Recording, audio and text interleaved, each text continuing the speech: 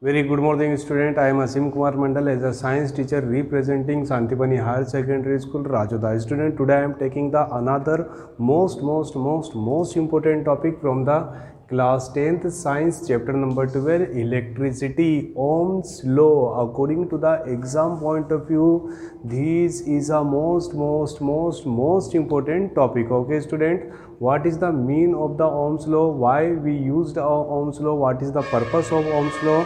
Limitations, advantage, disadvantage, merit, demerit, सब कुछ इस लेक्चर में हम देखेंगे. Okay student, we will start with the introduction of the Ohm. In 1827, a German scientist, Simon Ohm, defined a relation between V, I and R. What is the meaning of the V? V that means potential. V that means a potential. Okay student. I that means a amount of current. Okay. मैं इसकी readings भी लिख रहा हूँ. And R that means a resistance defined in the form of ohm. In 1827, a great scientist, German scientist Simon Ohm defined a relation between potential, current and resistance, which known as the Ohm's law. According Ohm's law, V is a directly proportional of I.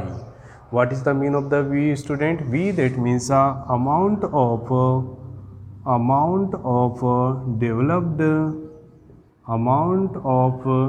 developed potential difference on any wire or resistance. सब समझाऊंगा मैं आपको. Definition समझिए. The amount of develop potential difference और amount of develop potential, मैं यहाँ पर potential भी बोल सकता हूँ, पोटेंशियल डिफरेंस भी बोल सकता हूँ. समझाऊंगा उसका भी reason. Amount of potential difference on any wire और resistance is directly proportional to amount of current. Okay student, such that we can say V is a directly proportional of I.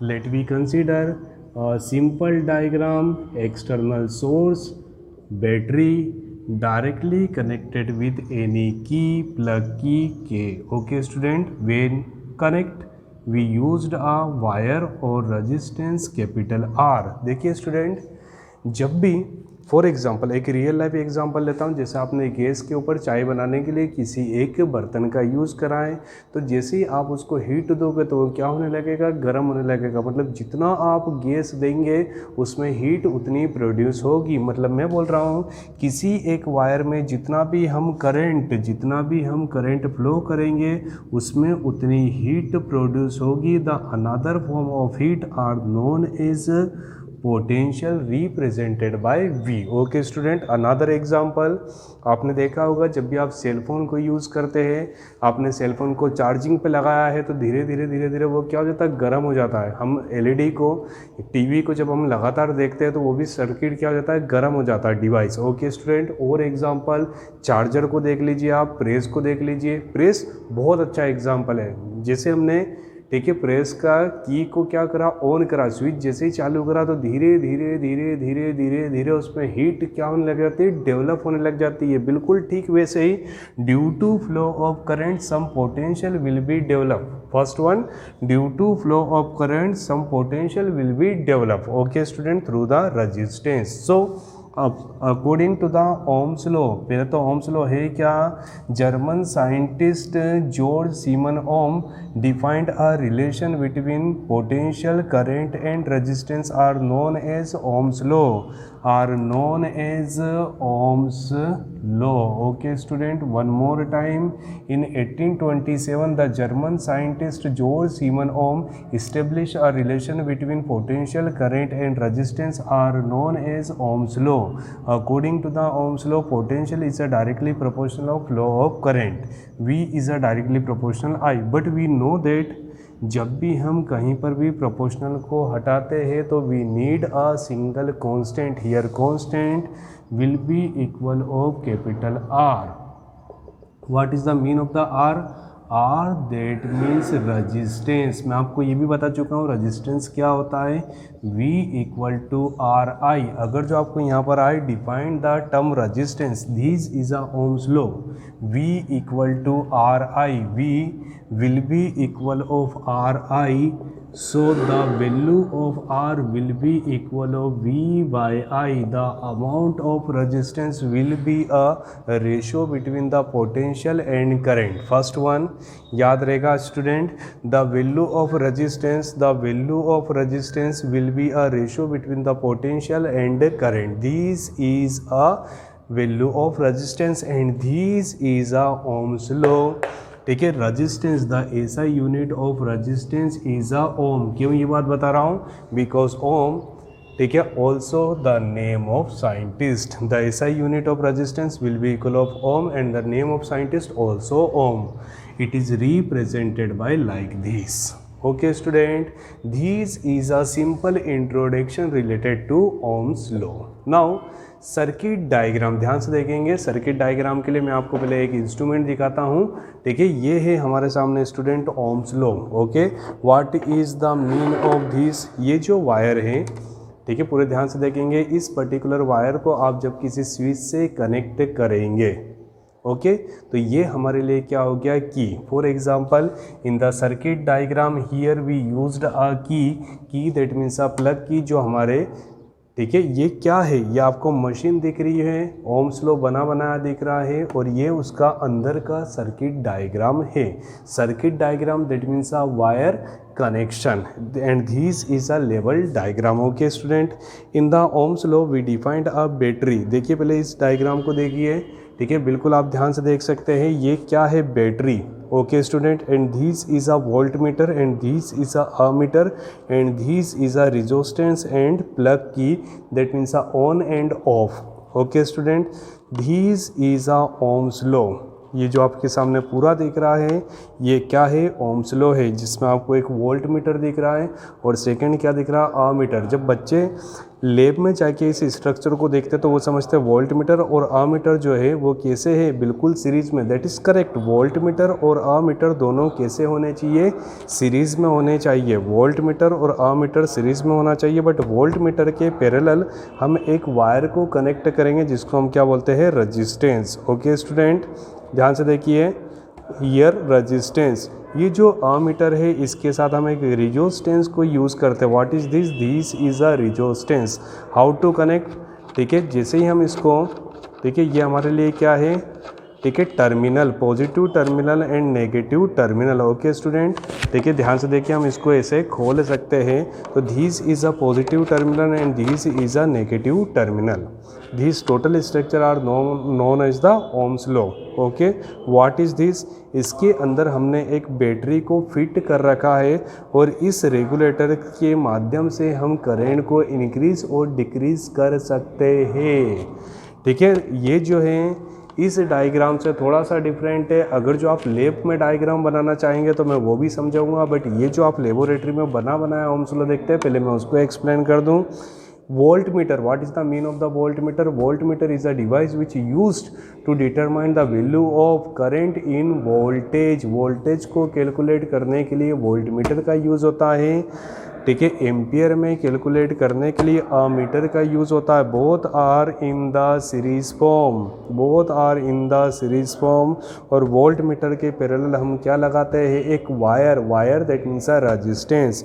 Here we used a two terminal. अगर जो आपकी internal, ठीक है, battery work नहीं कर रही है तो आप यहाँ पर एक एक्सटर्नल बैटरी भी लगा सकते हैं। Read that means a positive, read that means a positive terminal and black that means a negative terminal. Okay student, ठीक है, यहाँ पर आप इन दोनों, ठीक है, इनपुट के माध्यम से यहाँ पर बैटरी को क्या कर सकते हैं? कनेक्ट कर सकते हैं। ओके, ठीक है, now we will explain the circuit diagram. ठीक है, अभी हाल आपने देखा था we used a battery in the case of the Ohm's law. Ohm's law में हम बैटरी का यूज़ करते हैं। What is the mean of the battery? Battery that means a combination of number of cell. One more time, battery that means a combination of number of cell, जब हम दो से ज़्यादा बहुत सारे ज़्यादा सेलों को सीरीज फॉर्म में कनेक्ट करते हैं तो उसको क्या बोलते हैं स्टूडेंट? बैटरी। देखिए all positive terminal connect one side, all positive terminal connect one side, all negative terminal connect another side. So we decide this is a positive terminal and this is a negative terminal of battery, and we know that very well current always passing through positive to negative and electron always passing through negative to positive. आप ये सोचेंगे sir आपको current की आवश्यकता है तो why you explain the electron, हम बार बार किसी चीज़ को एक्सप्लेन करेंगे तो आपको याद हो जाएगा. The direction of flow of current always positive to negative, that means current passing through this point. And what is this? This is a symbol of resistance. What is the meaning of the resistance? आपको ये एक laboratory में बना बनाया resistance मिल जाएगा. Just like this we in the case of the resistance here how many rings are there? 4 rings are there. This is a shape of resistance. Okay but अभी हाल सर आपने एक बॉक्स दिखाया था उसमें वहाँ पर RH था.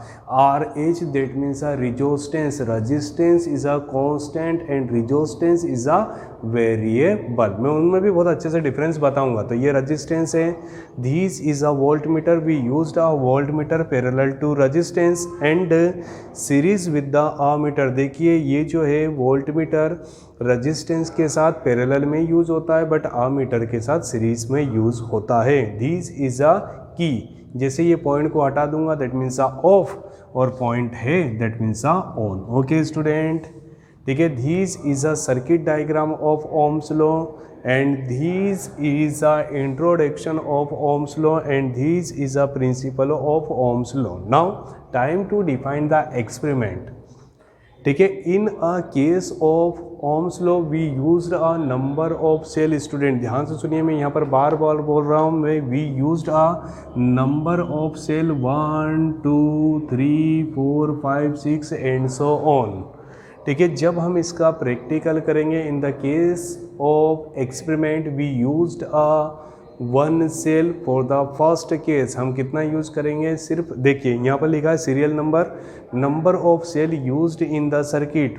फर्स्ट टाइम एक सेल यूज़ करेंगे, then after we used a 2 cell, then after we used a 3 cell. Okay student. 1 cell then 2 cell then 3 cell.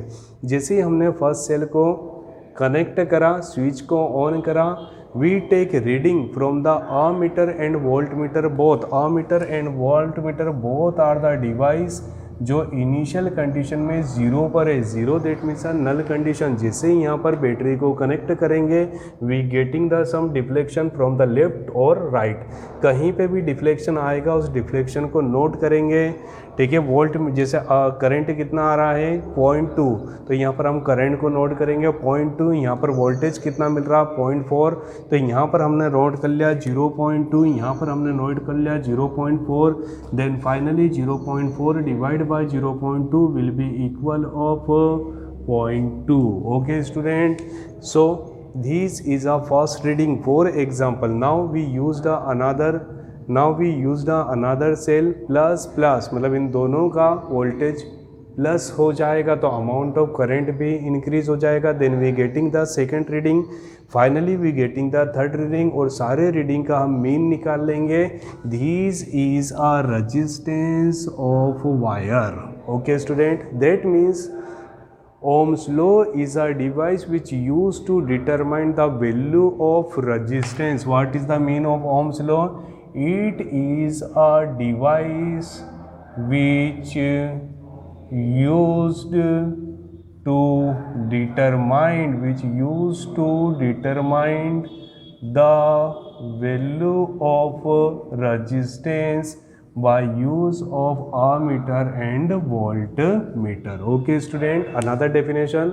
ठीक है. Another definition of the Ohm's law that means a circuit is a device which used to value of unknown resistance by use of the voltmeter and ammeter. Okay student. Now next one exam में जब आएगा आपको definition लिखना है, circuit diagram बनाना है, experiment जो मैंने अभी हाल बताया है.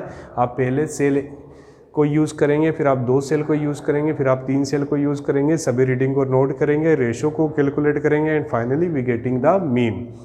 ठीक है, केस नंबर फर्स्ट जब आप उसको लिखेंगे step number 1 that means for 1 cell, step number 2 for 2 cell, step number 3 for 3 cell, step number 4 take the ratios, step number 5 take the mean. Okay student, now then after draw a graph between the voltage and current. यहाँ पर हमको current मिलेगा by use of the ammeter, voltage मिलेगा by use of the voltmeter. ठीक है, इन दोनों से हमको एक स्ट्रेट लाइन मिलेगी। What is the purpose of the straight line in Ohm's law? We getting always straight line, that means the value of resistance, the value of resistance is always constant. Okay student, we can say according to the graph of Ohm's law, the value of resistance is always constant. This is a simple explanation related to Ohm's law. Ohm's law defined a relation between the V, I and R. I hope student you getting the proper solution related to Ohm's law according to the syllabus of the class 10. Thank you so much to watching this YouTube channel of Santipani Higher Secondary School Rajda. Student, please like, share, also subscribe our channel and please study from our channel. Thank you so much.